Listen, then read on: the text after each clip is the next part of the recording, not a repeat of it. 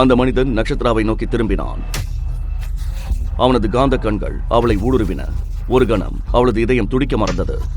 ஒரு பக்கம் அந்த துப்பாக்கி வச்சிருக்கிற அரக்கன் கிட்ட இருந்து உன்னை காப்பாத்த பாக்குறேன். ஆனா நீ என்னடானா என்ன எப்படி முறைச்சு பாக்குற? அந்த மனிதன் வேறு யாரும் அல்ல, விக்ரம் தான். விஷாலுக்கு தலை சுற்றியது.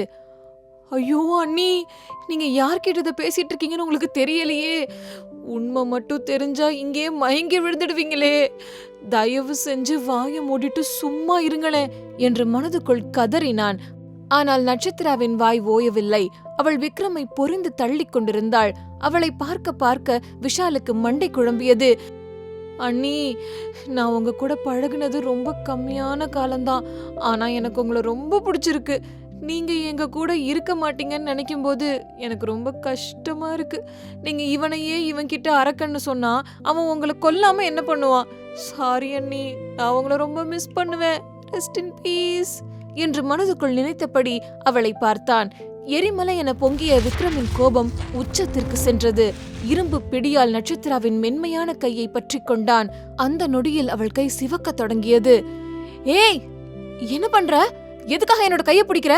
விடு விடு என நட்சத்திரா கத்தத் தொடங்கினாள். ஆனால் விக்ரம் அதற்கு மேலும் அவள் வார்த்தைகளை கேட்க தயாராக இல்லை. அவளை கிட்டத்தட்ட தரதரவென தரையில் இழுத்தபடி தோட்டத்திலிருந்து வரவேற்பு அறையை நோக்கி நடந்தான். அவனது வேகத்திற்கு ஈடு கொடுக்க முடியாமல் நட்சத்திரா தடுமாறினாள். ஏய், என்ன பண்ற? கைய விடு! எவ்வளவு தைரியம் உனக்கு? நீ ஒரு தோட்டக்காரன், என்கிட்ட இப்படி நடந்துப்பியா? விஷால் ப்ரோ, என்ன விட சொல்லுங்க என நட்சத்திரா கத்த தொடங்கினாள். பின்னாலேயே ஓடி வந்த விஷால் பதட்டத்துடன் கத்தினான். அண்ணா, பிளீஸ் அண்ணா, நான் சொல்றது ஒரு நிமிஷம் கேளுங்க. அவங்கள விட்டுடுங்க அண்ணா, பிளீஸ். கையில ரத்தம் வருது பாருங்க, அவங்கள விட்டுடுங்க என்று அவனது கெஞ்சல் விக்ரமின் காதுகளில் விடவில்லை. ஆனால் அவன் அண்ணன் என்று அழைத்த அந்த சொல், இந்த விஷால் எதுக்காக இவனை அண்ணான்னு கூப்பிடுறாரு என நட்சத்திராவுக்கு சந்தேகம் வந்தது. அவள் வித்தியாசமாக தன் பின்னால் வரும் விஷாலை பார்த்து கொண்டு விக்ரமின் இழுப்பிற்கு ஏற்ப அவன் பின்னாலேயே சென்று கொண்டிருந்தாள். நிலைமை கைமீறி போவதை உணர்ந்த விஷால் நடுக்கத்துடன் ஆகாஷ், சங்கர் மற்றும் துருவுக்கு போன் செய்தான். டேய், சீக்கிரம் வீட்டுக்கு வாங்கடா, இங்க என்ன நடக்க போகுதுன்னு தெரியல, அண்ணா கோவத்துல இருக்காரு என்று கூறிவிட்டு மீண்டும் விக்ரமை துரத்தி கொண்டு ஓடினான். அங்கே வேலை பார்த்து கொண்டிருந்த மற்ற வேலையாட்கள் அனைவரும் விக்ரமின் அந்த ஆவேசத்தை பார்த்து பயந்து போய் வேலையை பாதியில் விட்டுவிட்டு ஓடி வந்தனர். வரவேற்பு அறையில் கேட்ட விஷாலின் அலறல் சத்தம் கேட்டு விஸ்வநாதன் தாத்தாவும் பதறி அடித்துக்கொண்டு அங்கே வந்தார். வரவேற்பு அறையின் நடுவில் விக்ரம் நட்சத்திராவின் கையை இறுக பற்றி இருப்பதை பார்த்ததும் தாத்தா ஒரு நிமிடம் அதிர்ந்து போனார். அவரது உள்ளத்தில் ஒரு இனம் புரியாத பயம் கவ்விக்கொண்டது. விக்ரம், என்ன பண்ணிட்டு இருக்க நீ? விடு அவள என்று தாத்தா சத்தமாக கேட்டார். விஸ்வநாதன் தாத்தா தன் கையை பிடித்துக் கொண்டிருக்கும் அந்த நபரை விக்ரம் என்று அழைத்த அந்த நொடி நட்சத்திராவின் உலகம் அப்படியே உறைந்து நின்றது. அவளது இதயம் ஒரு நிமிடம் துடிக்க மறந்தது.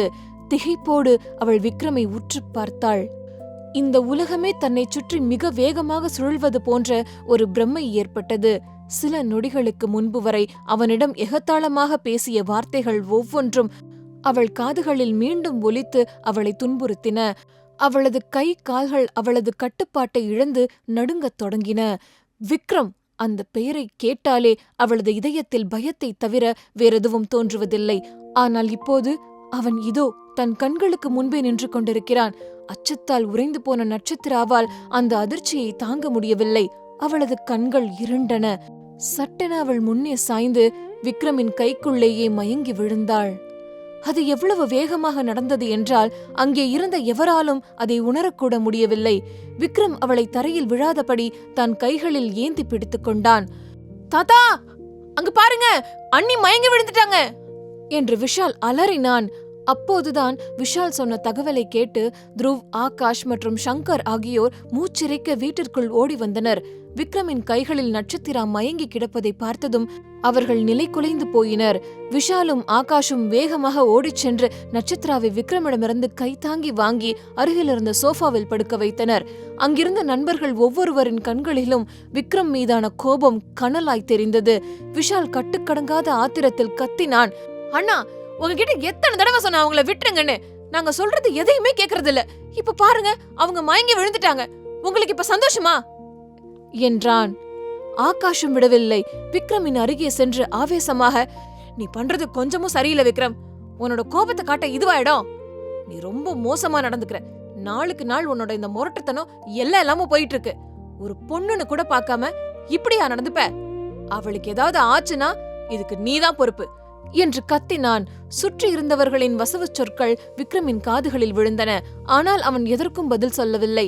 அவனது கண்கள் மட்டும் சோஃபாவில் மயங்கி கிடக்கும் நட்சத்திராவையே ஒருவித விசித்திரமான உணர்வோடு உற்று பார்த்து கொண்டிருந்தன. வரவேற்பு அறையில் நிலவிய அந்த அமைதி கொடூரமாக இருந்தது.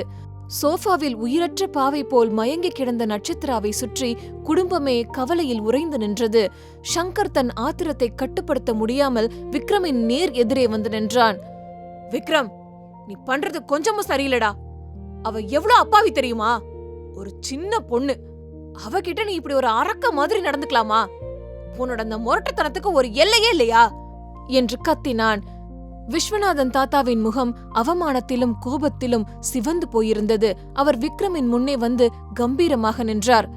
விக்ரம், நீ இன்னும் என்னென்ன பண்ண போற? உன்னோட கோபம் நாளுக்கு நாள் எல்லாம் போயிட்டு இருக்கு. உன்னோட அந்த திமிரையும் ஆத்திரத்தையும் அடக்க நான் ஒரு முடிவு கட்டியே ஆகணும் என்று சத்தமாக சொன்னார்.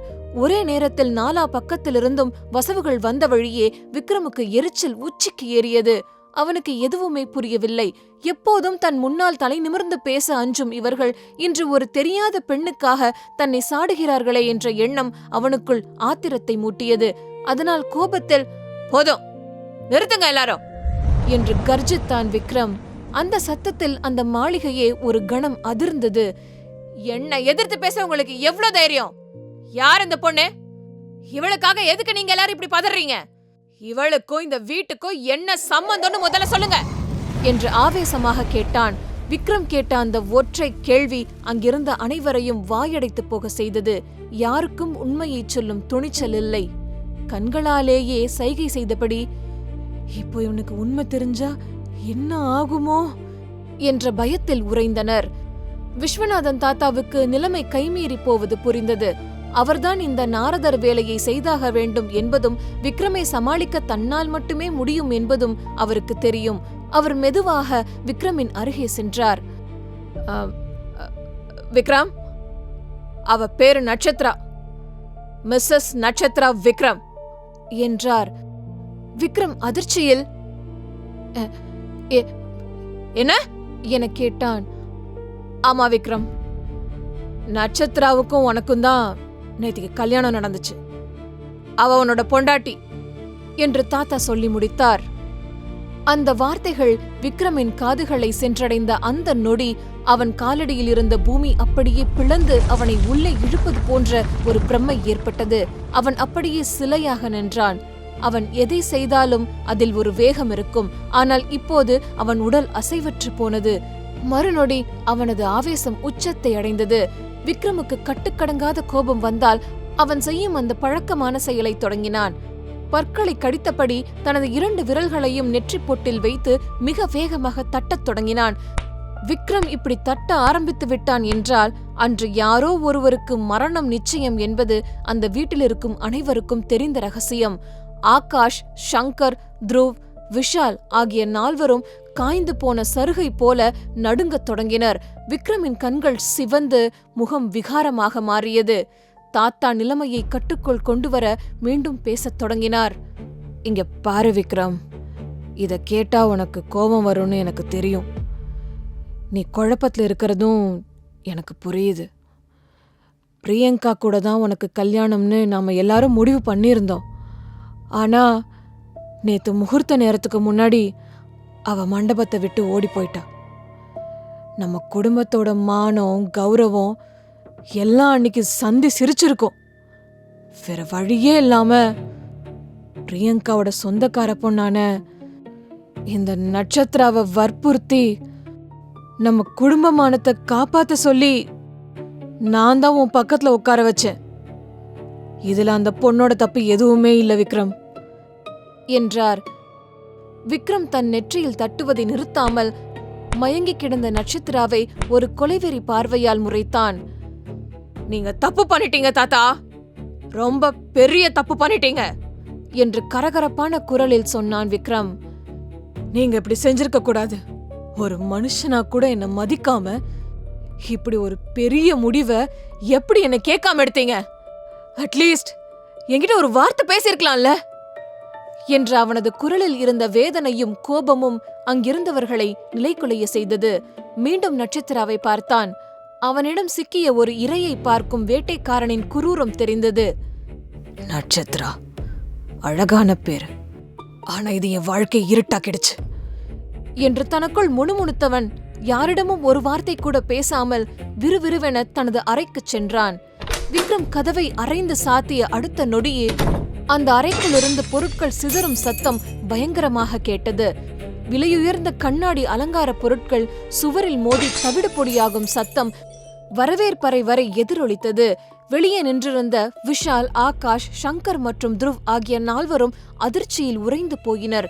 விஷால் பதட்டத்துடன் தாத்தாவை பார்த்து, தாத்தா, இப்ப நம்ம என்ன பண்றது? விக்ரமோட கோபம் இப்ப மறுபடியும் கட்டுப்பாடு எல்லாம் போயிடுச்சு. அவனோட கோபம் எப்படி இருக்குன்னு உங்களுக்கு தெரியும்ல. உள்ள இருக்கிற எல்லாத்தையும் தூக்கி போட்டு உடைச்சிட்டு இருக்கான். இன்னைக்கு அவன் கிட்ட இருந்து எதுவுமே மிஞ்ச போறது இல்ல. அந்த ரூமை நம்ம ரெனோவேட் பண்ணி 1 மாசம் கூட ஆகல தாத்தா. இப்ப புதுசா இருக்கிற எல்லாத்தையும் அவனுக்கு பிடிச்ச மாதிரி பாரிஸ்ல இருந்து இம்போர்ட் பண்ணி வச்சோம். ஆனா அது எல்லாமே நொறுங்கி போயிட்டு இருக்கு என்று புலம்பினான். விஷால் சொன்னதை கேட்ட விஸ்வநாதன் தாத்தாவுக்கு கோபம் உச்சிக்கு ஏறியது. அவர் அவனை திரும்பி பார்த்து கடுமையாக கத்தினார். உன்னோட தேவையில்லாத இந்த உளறல முதல்ல நிறுத்தடா, உருப்படாதவனே. அவனை பத்தி உனக்கு தெரியும்ல, அவன் கோவத்தை அப்படிதான் காட்டுவான். ஒன்னு சொல்லு, நீ கல்யாணம் பண்ணிக்கிட்ட பொண்ணு நீ கல்யாணம் பண்ணிக்கணும்னு நினைச்ச பொண்ணுன்னு இல்லன்னு தெரிஞ்சா உனக்கு கோவம் வருமா வராதா?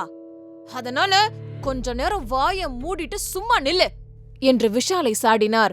பின்பு துருவை பார்த்து இன்னும் ஆவேசமாக, என்ன துருவ், நீ நிஜமாவே ஒரு டாக்டர் தானடா? உன் கண்ணு முன்னாடி என்ன நடந்துட்டு இருக்குன்னு பாரு. உன்னோட அண்ணி மயக்கம் போட்டு விழுந்து 1/2 மணி நேரத்துக்கு மேல ஆச்சு. ஆனா நீங்க எல்லாரும் செல மாதிரி நின்னுட்டு இருக்கீங்க. இதான் நீ டாக்டருக்கு படிச்ச லட்சணமா என்று கேட்டார். தாத்தாவின் அதட்டலில் சுயநினைவு பெற்ற துருவ் வேகமாக முன்னால் வந்தான். சாரி தாத்தா, என்ன மன்னிச்சிடுங்க. விக்ரமோட கோபத்தை பார்த்ததும் நான் என்ன செய்யறதுனே ஒரு நிமிஷம் மறந்துட்டேன். இதோ இப்பவே அண்ணிய செக் பண்றேன் என்று சொல்லிவிட்டு விரைவாக வந்து நட்சத்திராவின் நாடி துடிப்பை பரிசோதித்தான். அவளது கண்களை மென்மையாக திறந்து பார்த்தவன் ஒரு நிமிடம் அவளது நிலையை ஆராய்ந்தான். பின்பு அவன் தாத்தாவை பார்த்து, தாத்தா, இவங்க ரொம்ப அனிமிக்கா இருக்காங்க. அதனாலதான் இப்படி டக்குன்னு மயங்கி விழுந்துட்டாங்க. வேறொன்னும் பயப்படுறதுக்கு இல்ல. இன்னும் கொஞ்ச நேரத்துல அவங்களுக்கு சுயநினைவு வந்துடும் என்று நிம்மதி அளிக்கும் விதமாக பதில் சொன்னான். துருவ் சொன்னதை கேட்டு தாத்தா நிம்மதி பெருமூச்சு விட்டார். ஆனால் அந்த நிம்மதி அடுத்த சில நொடிகள் கூட நீடிக்கவில்லை. திடீரென விக்ரமின் அறையிலிருந்து பலமான துப்பாக்கிச்சூடு சத்தம் 2 முறை கேட்டது. அந்த சத்தத்தை கேட்டதும் அனைவரும் மரண பயத்தில் அதிர்ந்து போயினர். விக்ரமின் கோபம் இன்று யாரை காவு வாங்க போகிறதோ என்ற அச்சம் அனைவர் மனதிலும் மேலோங்கியது. நட்சத்திராவை தன் மனைவியாக விக்ரம் ஏற்றுக்கொள்வானா? விக்ரமின் கோபத்திலிருந்து நட்சத்திரா தப்பிப்பாளா? முழு கதையையும் கேட்டு மகிழ பாக்கெட் FM ஆப்பை டவுன்லோட் செய்யுங்கள். லிங்க் டிஸ்கிரிப்ஷனில் கொடுக்கப்பட்டுள்ளது.